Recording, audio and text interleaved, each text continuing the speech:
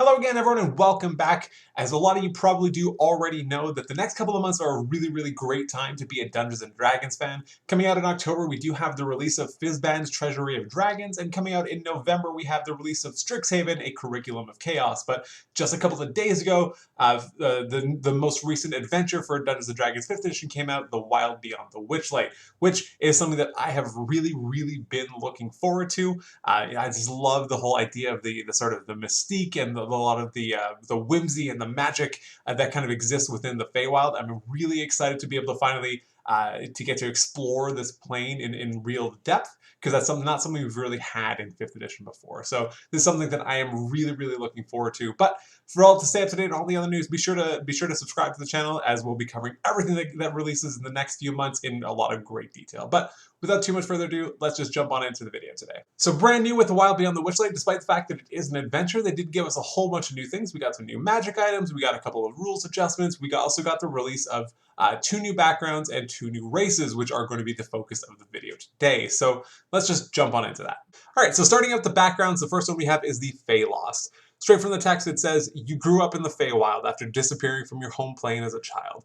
Perhaps you were spirited away by kindly Fey who thought you were destined for great things. Perhaps you stumbled through a Fey crossing by chance during a twilight stroll in the woods. Perhaps you were kidnapped by evil Fey, but escaped from their clutches. Whatever the manner of your disappearance, you gradually fell under the Feywild's spell and learned a little bit about the nature of the mercurial trinkets that dwell there. When you finally returned to your home plane, you did not come back unchanged. You were haunted by the fact that the Feywild, a mirror world hidden behind a mere twist of perception, is only a hair's breadth away. Although your memories of the Feywild grow fainter with each passing day, your heart swells with a mixture of fear and joy at the prospect of one day returning to the plane of Fairy, your home away from home." So I think there's kind of a lot to explore. This kind of gives me like some Alice in Wonderland vibes. I think it's really kind of fun. There's definitely a lot that can be expanded upon for RP and character development. So if that's something that really interests you, I think there's a lot of kind of interesting mystery and a lot of intrigue that you can really bring to this type of background.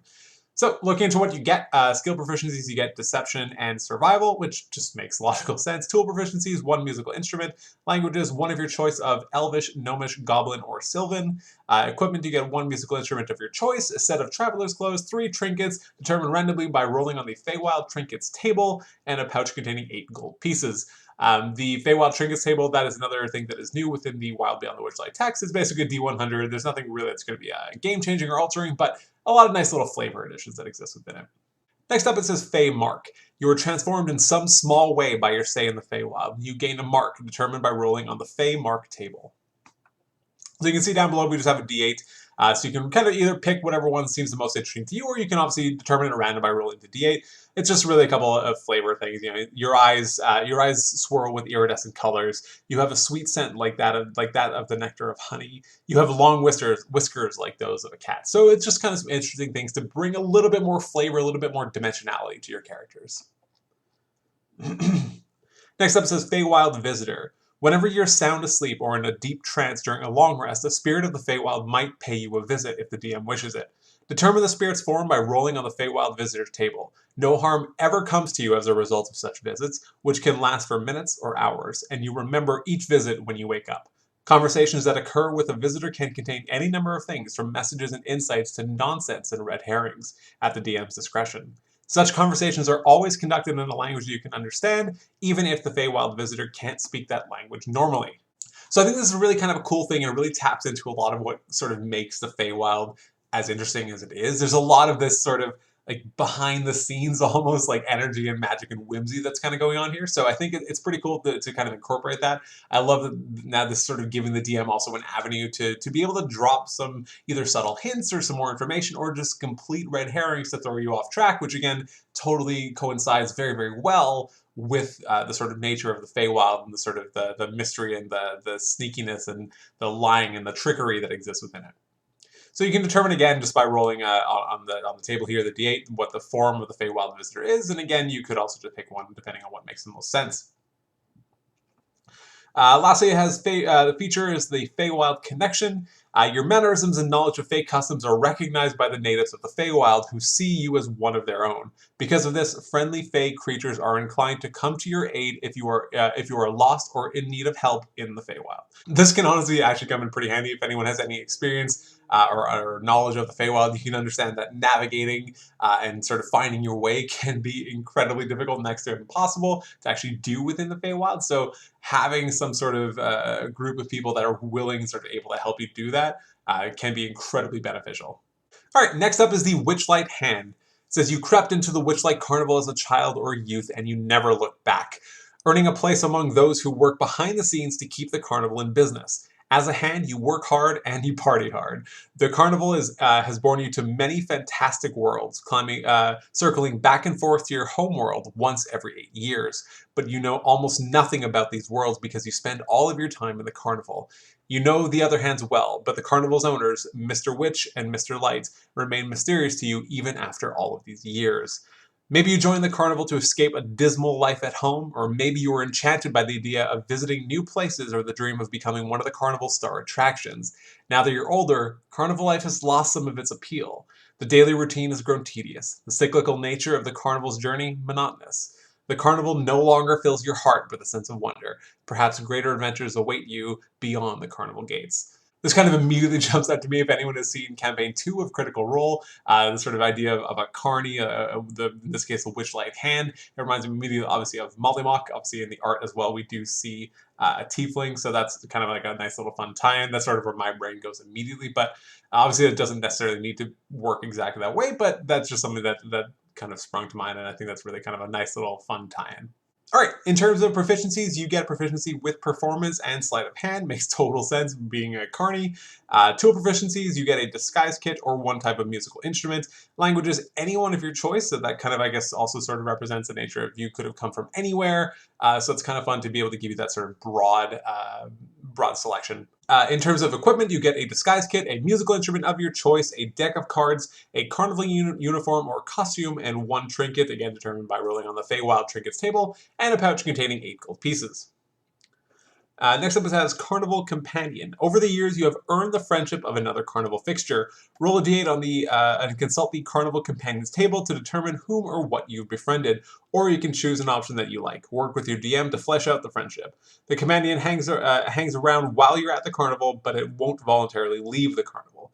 The DM can use the Witchlight Hand stat block from Chapter 1. That's cool. So, yeah, again, this is sort of similar to that person that can kind of visit the Phylos in the middle of the night. You just sort of have this other person which you can communicate with, maybe can drop us some hints, can give you a little bit more information. So it's some sort of other secondary way that you can either glean some additional information or kind of learn things or get pointed in certain directions. So it's kind of a little fun thing.